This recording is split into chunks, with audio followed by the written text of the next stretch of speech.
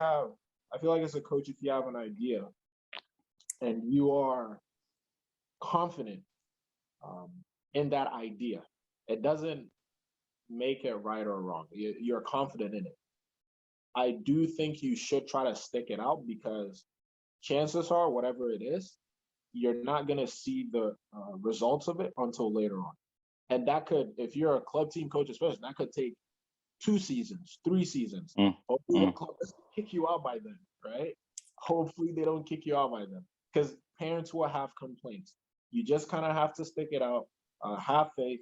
And another thing you could do is find a way to teach more effectively, right? So absolutely, maybe back then, I could have taught it for them to pick it up quicker, but that's where I would say I was lacking. Maybe the teaching sense, making them understand quicker what the expectations are, having drills in place to explain things better, to make the progressions much easier. Those were probably areas that I was lacking in, right? But at the end of the day, you know, I'm happy with, like, I was happy with the players they became from the beginning of the season to the end of the season. And again, I still had players that didn't buy into it. But it's like, you really just have to believe in what you're doing. Really absolutely. That gives me a few examples. My first year coaching, I was the assistant and then kind of head. Basically, I was put with a coach who, great man, really nice guy. And so I had never coached before, not really. And I was in France.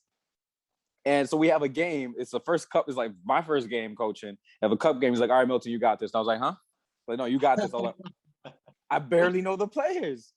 And I dominated, not because of anything I did, just because we had good players, but we lost. We didn't score. And those first few games were brutal. I remember we lost like 9-0 in the pouring rain once. And a player, he didn't have a jersey, didn't have any, I'm thinking of a French word, something to cover, a raincoat, right? And I had one. I was like, all right, take my raincoat. And I was just like, it's so perfectly symbolic.